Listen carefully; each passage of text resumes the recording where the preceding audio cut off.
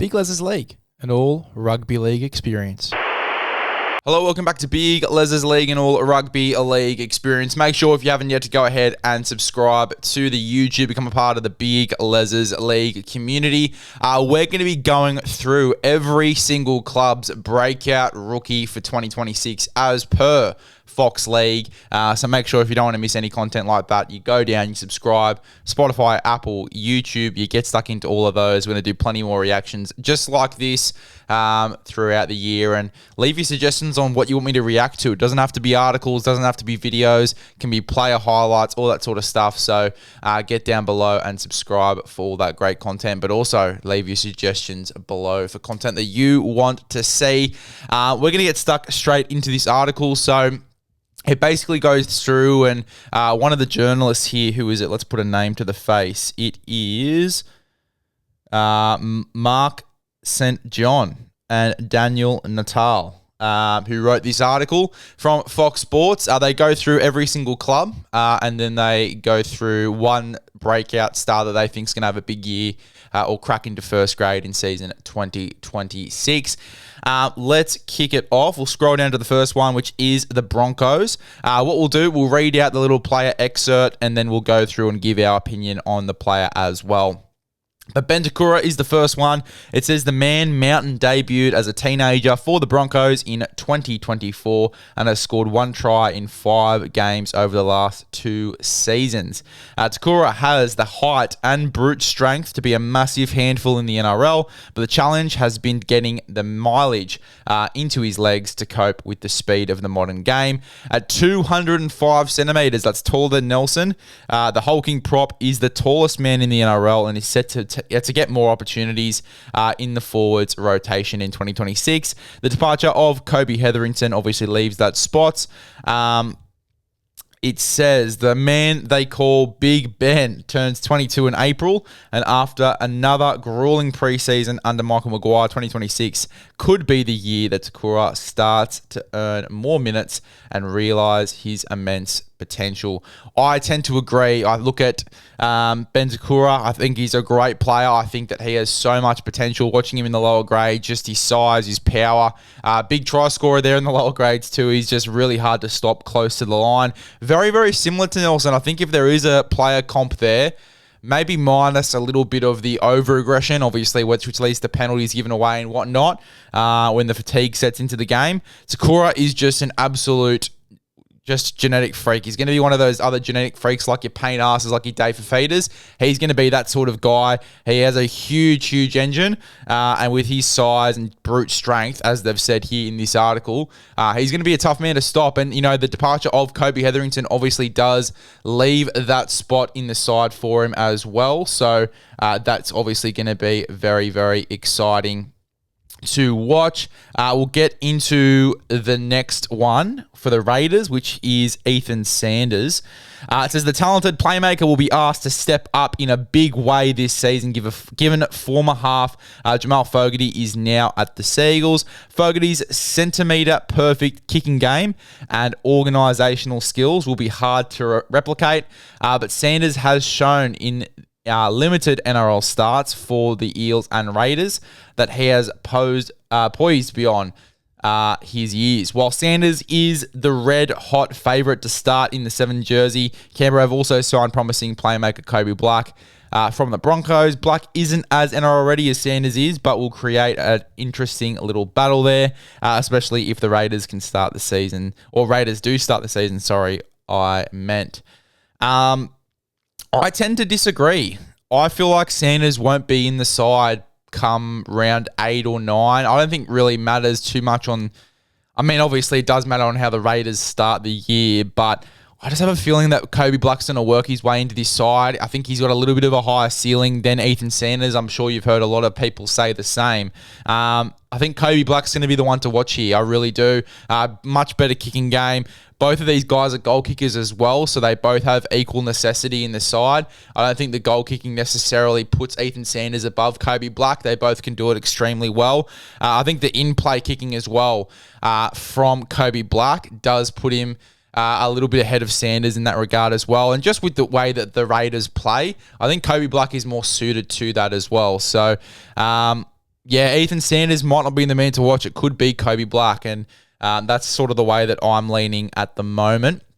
We'll move to the next one, which is Mitch Woods from the Dogs. It says he may not start the season at halfback, but Mitch Woods is tipped to be the Bulldogs' long-term number 7 and is set to earn an NRL debut at some point in 2026. Lachlan Galvin and Matt Burton will start the season in the halves, but don't be surprised if Woods comes into the team at 7 by the end of the season. The 19-year-old, he's only 19 years of age, just scored 4 tries in 9 games for the Bulldogs in New South Wales Cup last season, and he's a highly regarded playmaker with a big future after being signed to a 4-year deal as a teenager in 2024. Should Matt Burton switch to centre at some point in the season, which I think is extremely likely, it would open up the door for Lachlan Galvin to shift into his preferred 5'8 position, which I think would actually be good for the Dogs, more so for Galvin, and would allow Woods to get a crack at 7. And if he delivers, Cam Serraldo may opt to stick with the young guns long term. It's a situation to watch. Burton joined the Bulldogs specifically to play 5'8 rather than centre, where he was at Penrith. I said it on the burst the other day, guys. I feel like Burton's time at the Dogs is coming to an end. I feel like he obviously wants to be in that 5'8 position. He wants to be in a position where he's closer to the ball, and I think that he thrives in a position where he's closer to the ball as well. Burton, really good running game. His boot is terrific as well. And it does seem like the Dogs want to go into that younger direction, which I sort of like and sort of don't. I feel like Burton could be really, really good for them in the number 6 jersey, and it has been really good for them in the number 6 jersey, and even it's like getting rid of Sexton. I still don't know if that was the right decision. We'll find out this year. But they do want to go in that younger direction. They even did it with Reid Marnie and obviously moving to Bailey Hayward. So they're already moving in this sort of direction, guys, and I feel like Burton's actually going to be the next guy to lose his spot, unfortunately. I feel like he will probably go to the Bears and be their marquee 5'8", next to Sexton over there. So that'll definitely be a situation to watch. I tend to agree with this article in the sense that I think by end of year, we'll see Burton probably in the centres, and we will see a combination of Woods and Galvin in the halves. Sharkies. However, Puru, the exciting lock came to the Sharks after playing 2 games in his rookie season with the Raiders in 2023 and added 5 appearances to his career tally in 2025. Puru joined brother and Sharks backup half Niwai Puru at the Sharks in 2025 and impressed off the bench after the injury to Cam McInnes, which saw Jesse Calhoun start at number 13. Again, I sort of tend to disagree with this article in the sense that I think Calhoun will be the watch. Obviously a little bit more established than Hopper Puru, but I feel like Jesse Calhoun's got the higher ceiling. It looks like he's going to re-sign with the Sharks now as well, according to some rumours there. He's going to turn down Perth and Newcastle. So Jesse Calhoun will probably be the watch for me. I'll keep reading about Hopper Puru. It says the 23-year-old is set for more opportunities in 2026 as McInnes recovers from his knee injury, while Calhoun has been linked to the Perth Bears, which I don't think is going to happen. A spot in the forward rotation may open up this year and going forward. However, Peru is also entering a contract year and will have plenty to play for as he looks to earn a long-term extension and an opportunity, I should say, at a new club. As I said, I think it looks like Calhoun is going to re-sign with his team. I don't think that he's going to go to the Newcastle Knights or to Perth. It looks like Calhoun's going to stay, so maybe Hobart Puru might need to play for another jersey at another club, and I think it was great to see him, join his brother there at the Cronulla Sharks, but I just don't know. I don't know how long that's going to last. I really don't. So that'll obviously be the watch for me. If he does get an opportunity in this pack somewhere, I think like a jersey 17 would be awesome for him, or even in a jersey 14, he can play a little bit of hooker. He can play a little bit of lock there as well. So maybe there is a little bit of a rotation for him in a jersey 14 sort of role. In saying that, Blake Bradley plays the full 80 minutes anyway. So I doubt that they'll be going down that route of a 14, but we'll have to wait and see. Next one, Dolphins, David Nafa'u. Now, there were reports yesterday, we recorded it on the podcast, that it looked like Selwyn Cobbo was going to take the left wing spot. But just hearing from a few people in and around training, it sounds like that's false. It looks like Tevita Nafa'u is going to be that guy that plays in Bostock's place to start the year, and Cobbo will play at right centre. But we'll have to obviously wait and see. We won't know for sure until round 1. Let's read the article, though. It says the impressive speedster scored 6 tries in just 7 games in his rookie season for the Dolphins in 2025 and looks set for more opportunities in 2026. The Fa'u filled in for the injured Jack Bostock last season and showed his blinding speed and freakish ability, freakish finishing ability, I should say, every time he got a chance in first grade. The arrival of Selwyn Cobbo and the return of Bostock will make it hard for him to crack a starting spot in round 1, but he has proved to coach Christian Wolf he is up to the task and ready when called upon. The versatile 21-year-old can cover wing, centre, and will be pushing hard for a spot, and if and when injuries strike. And on the end of his Dolphins backline, he will get plenty of opportunities to add his impressive try tally. I think that he will get the left wing spot, as we said. Rumours suggest it will be Selwyn Cobbo, but training-wise, it looks like Tevita Nafa'u's training there at the moment with the starting squad. So, obviously, as I said, we won't know until round 1, but definitely a watch. I mean, if you watched any of his games last year, you know how good that Tevita Nafa'u is, and I really do hope he gets an opportunity. And I don't know if it's a contract year for him as well. That'll obviously be a watch. But if it is, I tell you what, if you're a club, you've got to go having a look. If I'm Perth Bears, he's a guy I'm looking at for sure to start. I think he's got a real big future. Zane Harrison from the Gold Coast Titans, young halfback, played in the New South Wales under-19 side in Jersey 14. It says the new coach, Josh Hannay, is reluctant to rush Zane Harrison into first grade at the risk of hurting his development. Thank fuck, because we've seen so many Titans halves really struggle to get into first grade, and their development has just been absolutely screwed. So love how Josh Hannay is taking his time with him to start. But the prodigious, Jesus, nearly stuffed that one up badly. Talent looks set to debut at some point in 2026. The 19-year-old scored 4 tries in 11 games for Tweed in the Queensland Cup last season, unimpressed with his astute kicking game and silky playmaking skills. With AJ Brimson and Jaden Campbell set to start the season in the halves and Lockie Ilias joining the club, Harrison may have to bide his time before getting an opportunity. I don't know if we've watched his highlights on the podcast yet. We might have to do that, actually, because he's a very, very good player. We might have to go and find his highlights and watch them. He might be a guy that we forgot about at the back end of last year. By the way, we did react to a couple of highlights from different players we think might get a debut in first grade. So after this video, if you want to take a look on the YouTube channel, take a look and subscribe to not miss out on any of that stuff as well if you already have. But the article goes on to say, but there is no doubt Harrison is the future of the club. And apart from Ilias, is the only out-and-out halfback on their books. So it is only a matter of time before he's wearing the 7 jersey full time. I tend to agree. I feel like he is going to be the future of that side, whether it be in 6 or at 7. Not making any 6-7 jokes, guys. We're just going to move on. Zane Harrison, very, very keen to see how he goes. I think that he will definitely be the future, if not at the Titans, somewhere else.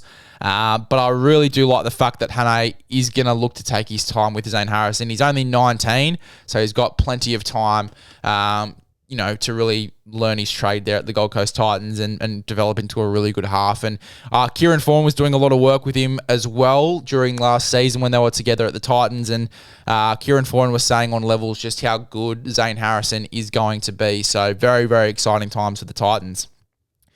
Joey Walsh. It says the Seagulls may have lost DCE to the Roosters and brought in Jamal Fogarty, but there was always planning for Joey Walsh to be their long-term halfback, a promising junior that was chased by Rugby Union and the Waratahs. Manly signed Walsh to a 3-year deal in 2024 when he was still at school. After earning his NRL debut off the bench in the last game of 2025, Walsh is set for more minutes in 2026 as cover in the halves and at hooker. While Fogarty and Luke Brooks will start the year in the halves, Walsh will get an opportunity at some point, and the medical retirement of Lachlan Croker has created opportunity for more minutes at hooker off the bench to ease the 19-year-old into first grade. Tend to agree. I think that you've got to start to blood him now. Very, very talented player. I just don't know if shoving him into a 9 role necessarily is going to be the best thing for his development. I mean, more first grade minutes, the better, obviously. But we saw what happened to Jamie Humphries there. He got moved into the 19 role and they started developing him there and he ended up leaving. So I'd probably look to get him in quick smart. I'm not sure how long the Fogarty deal is, but I'd almost say that he'd have to come into the half somewhere. I really do think it will. I think Luke Brooks will probably be a watch as well. I think there's a little bit of pressure on his jersey. He's been doing well for Manly since getting there, and certainly with a lot less pressure on his shoulders in the 6 role there at the Manly Sea Eagles. But I have a feeling that Walsh will have to come into first grade in the half spot very, very soon. Because I'd rather they didn't lose him. He's definitely a player that they will need to keep. But maybe the first grade time might do them some good. Humphries, I think the thing with him as well, they did try to shove him into the 9 role, but in the same breath, they didn't really play him for too much games of first grade. I think he only got 1 game of first grade, 1 or 2 games with Manly. So, I think that the more first grade that you can give Joey Walsh, the better. So keen to see how he goes. Moses Leo from the Melbourne Storm. He may be 28 years old, but Moses Leo impressed in his first 2 games in his rookie season with the Storm in 2025 and would have played more were it not for injury. The former 7-star showed he has plenty of promise in his limited opportunities last season. He signed for the next 2 years on the back of that potential. The versatile back can cover both wing and centre and will push hard for more opportunities and when injuries strike next season. The departures of Grant Anderson and Ryan Pappenhausen and Dean Maremia means Leo will likely get more minutes in 2026 and more chance to show his class and finishing ability. Again, I tend to agree, and I almost think there's a little bit of pressure on Nick Meaney's jersey, really, depending on if Zach Lomax does go. If Lomax doesn't go to Melbourne, I think that Moses Leo has a big chance of playing right centre in place of Nick Meaney, who's obviously going to be leaving the club the following season to go to the Perth Bears. So Moses Leo, big watch. Obviously had a couple games there in 2025 and played very, very well. So excited to see how he ends up going there, Moses Leo. Very, very exciting times. The Knights, Elijah Salesa Leah Moana. Let's get stuck into him. The talented second rower showed his immense potential, scoring 1 try in 7 games in his last rookie season in 2025. The powerful forward joined the Knights development list in 2025 and has been upgraded to the top 30 over the next 2 seasons. The departure of Leo Thompson to the Bulldogs and Kai Paul to the Tigers has freed up more minutes in the Knights forwards rotation, and the 21-year-old will be looking to step up and fill the void this season. Celesa Leah Moana will likely start the season on the bench behind Dylan Lucas and fellow young gun Jermaine McEwen. But don't be surprised if he is pushing himself into the starting pack by end of 2026 campaign. Don't know if he starts. I seriously doubt that he starts the back end of the year, but definitely think he'll be in the 17 by end of year. They've also got Pasami Solo as well. So that's obviously going to be a little bit of a watch there. Really, really good young player who they've got obviously back from the Canberra Raiders. They got Trey Mooney as well. So, I mean, they're talking about minutes being available and up for grabs. There isn't really. They've got 2 forwards in who are going to take those minutes. So, it'll be tough, but I think that he has got the potential to crack into first grade, and I think he will be in the 17 by end of year. I think with Tyson Frizzell only getting older and, I don't know, just I guess pressure for spots with a young pack there, I think he'll be looking for a spot and competing for jersey 17 maybe with Cody Hopwood. Who I actually think, by the way, is probably going to be the actual rising star at the Newcastle Knights. 13. He could potentially be their starting 13 in the next 2 to 3 years. Really like Cody Hopwood, played under 19's Origin past 2 seasons, and he is an absolute watch for sure. Caden Lars. From the Cowboys, the son of former Raiders enforcer Tom Leroyd Lars. What a name. got his first taste of NRL football last year, impressing in 7 games in his rookie season. The middle forward showed glimpses that he's going to turn into a fine first grader in limited action, and he still has so much room for improvement. The 19-year-old should be granted plenty of opportunity in 2026, given Jordan McLean has retired and Cohen Hess and Jason Tamalolo aren't getting any younger. Lars could be just the tonic to inject some much-needed energy and start into the Cowboys' defensive line, which has been their Achilles heel in recent seasons. I love Caden Lars. Really like what I've seen from him in the limited time that he's had for the Cowboys. I think that there is an opportunity for him to jump onto the bench here. You know, they talk about Cohen Hess and Chamalolo not getting any younger. It's true. McLean obviously retired. There's spots open in this pack. And I think that he, especially with maybe a few injuries to start the year for the Cowboys, and there are a few injuries heading into the season for them in the pack, maybe he does get a few opportunities there, Caden Lars. And I know that there's a lot of people who have him in their starting 17s for the Cowboys too. Richard Penasini, interesting one here. Obviously, younger brother of Will Penasini. It says, younger brother of Will Penasini, yet to make his first grade debut, but he built up some decent momentum at the back end of 2025 in the New South Wales Cup. The 20-year-old has locked down a starting spot at centre, scoring 4 tries in his final 7 games before injury ended his season. Promoted to the top 30 list before the start of 2025. The club rate him highly, and he'll likely compete for a spot in the Eels backline this preseason. At the moment, he's behind the likes of his brother, Bailey Simonson and Sean Russell in the pecking order, but it's hardly a set and forget group, meaning he will get NRL opportunities in 2026. Anything else there on him? Nope. I, again, tend to agree here, and I know that there's a lot of Eels podcasts and whatnot that are quite high on Richard Penasini as well. Did have a good year in New South Wales Cup, so I do think there's opportunities there. They've also just signed Brian Kelly before this article, after this article was released, so there is, I guess, a bit of competition for spots. You got to remember as well that the guys like Hayes Dunster, I believe, is left now as well.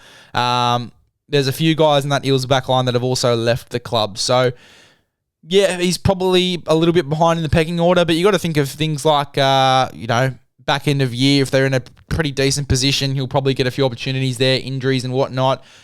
So he'll definitely be one to watch, Richard Penasini. The Panthers, now I really rate this one, Kalani Going. It says the 28-year-old Kalani Going is the oldest player on the list, but you can get the sense that he's in line for some sort of role in first grade for the Panthers in 2026, who picked up the versatile forward from the Warriors the off-season. I cannot believe the Warriors let Kalani Going go. I think that is a huge mistake, huge mistake, because he was a captain there in New South Wales Cup, and sure, there were probably not too many roads for him to get to first grade, but super valuable player. And you know what? They probably should have given him more of a chance in first grade as well. It says Going played a massive role for the Warriors' stellar premiership winning season in New South Wales Cup in 2025. While he predominantly plays lock forward, Going can also slot anywhere into the forward pack. He has played just 1 game at NRL level in 2023, but he has improved a lot as a player since then. While there are some good forwards he'll have to compete with for game time with this season, word is Going and other former Warrior in Tom Alley have impressed at Panthers off-season training. Very exciting. I think that people sort of look at the Panthers bench and it's sort of set and forget. You'd probably have at 14 either, I would probably have, fucking the name escapes me now, Freddie Lussick. I can't believe I forgot about Freddie Lussick. Did a podcast with his brother, for fuck's sake. Freddie Lussick, and obviously as well Jack Cole would be in the conversation for 14. Dane Laurie's obviously gone to the Raiders. Luke Summerton's at the Titans. Sonny Luke's at Rabbitohs, so they've lost a few 14 options there. But you'd think it'd have to be Freddie Lussick that starts the year at jersey 14. And then you'd probably go with a guy like maybe Luke Garner, depending on who your back row is. My back row, I think, at the moment would be, Garner would probably start left with Martin at right. So I would say that Sorensen would be there. I'd then go with Liam Henry and... names are escaping me now. Liam Henry and Isaiah Papali'i, most likely. But there's even rumours that Isaiah Papali'i is going to start in the back row somewhere as well. So maybe Luke Garnett does round out the bench. Depending on what your bench looks like, I don't necessarily think it is set and forget. I think that Sorensen is under a little bit of pressure to keep his spot. He's only getting older as well. You've obviously got... I think that Luke Garner is going to stay in that left back row spot. But you have got guys like Lauren Batea who will be fighting for first grade. Liam Henry's obviously going to the Bears, so does his minutes get reduced in first grade? Obviously, some big calls and some things to watch out for going into season 2026. But I wouldn't say that this bench is necessarily set and forget, or at least as set and forget as what people are saying. Let's move now to the Dragons. Loko Pacifica Tonga. I guess he's the forgotten man almost in this Dragons pack, or at least he has been for me. We've talked about the Dragons pack and the young guys coming through, and especially during the Keon chat, we were talking about the guys he's going to mentor. I don't think I mentioned Loko Pacifica Tonga. He's a guy that will definitely be cracking first grade at a really solid back end of the season for me. So he'll be a guy that's in that 17, I think, by end of year, maybe even to start the year as well, depending on how much he's impressed during the offseason. But it says here, the hulking prop scored 1 try in 10 games in his rookie season in 2025, will only get better with another preseason under his belt. The knock-on Pacifica Tonga is that he was found out in defence at times last season, but he will improve and with increased fitness and more time in the saddle for the Dragons. It says, and the club needs him amid their lean front row stocks after the departures of Francis Molo and David Clemmer last season.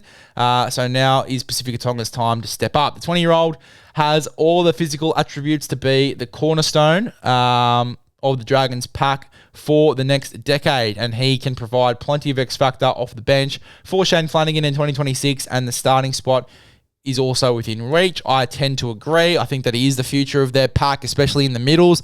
They've done a really good job bringing through some edge players, and Hamish Stewart's probably going to be the 13 moving forward. Egan, I think he's going to end up on the edge with Helen Gahu as well. So I guess their pack is a little bit light in terms of middles. I do see Loko Pacifica Tonga being their long-term starting forward as well over the next decade. I think that's pretty much spot on there from Fox League. Very, very talented player.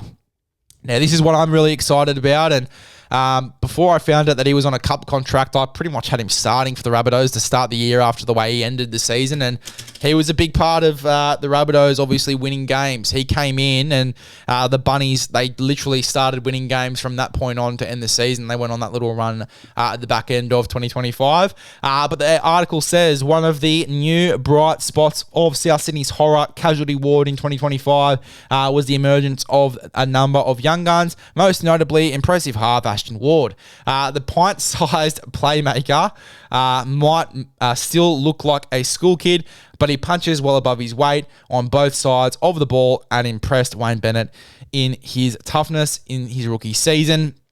It's funny, they've said he looks like a school kid. He's a school teacher, so that's pretty good stuff there from the Fox League Riders. Ward played 6 games for the Bunnies last year. It says for the South.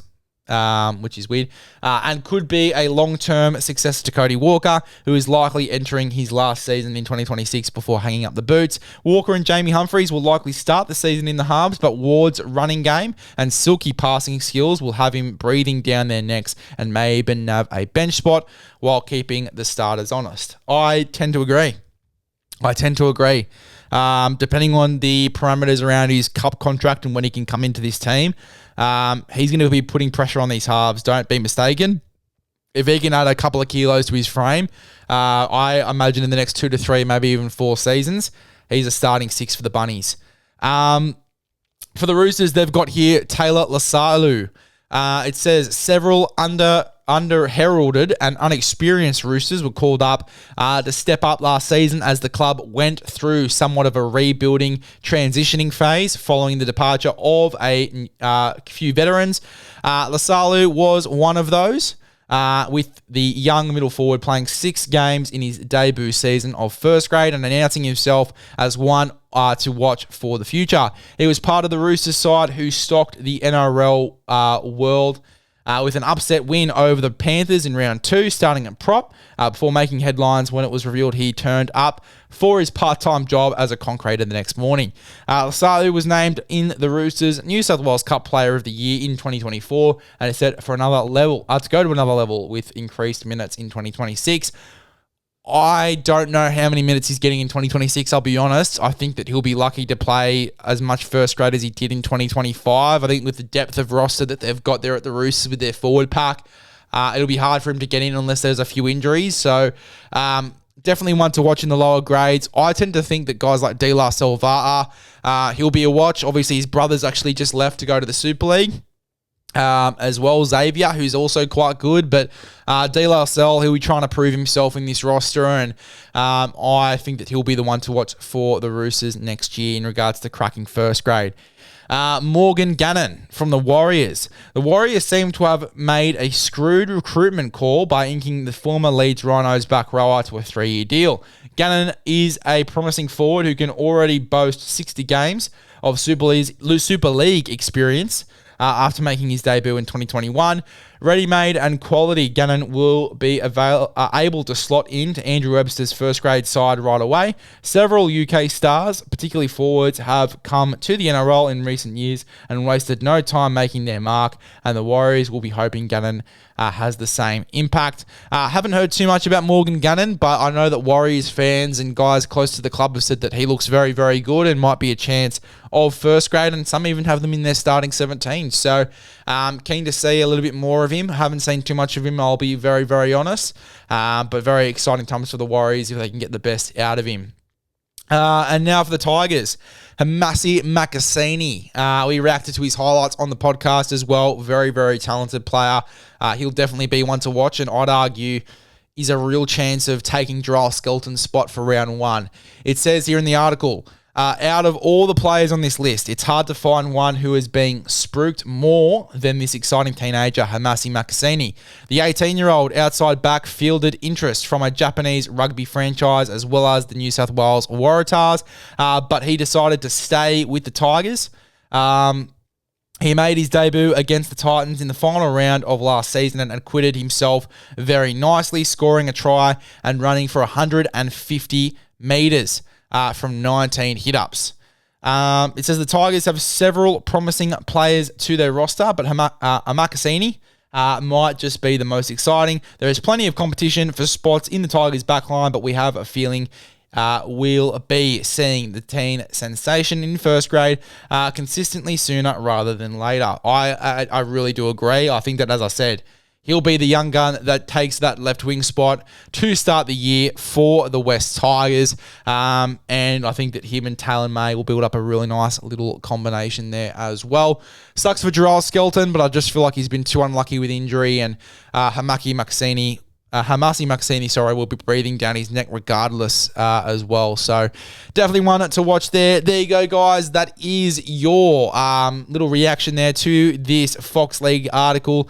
The article is called Number 7 Prodigy Forcing Huge Dogs Called DCE Real Air in the Halves Bonanza. Every club's predicted breakout star. And it obviously just goes through all of the rookies and everything that we read out there. So if you want to go and have a look at that article, it is on the Fox League website. Make sure, if you haven't yet, to subscribe to the YouTube, become part of the big LEZ'S League community. And we will see you guys in the next one.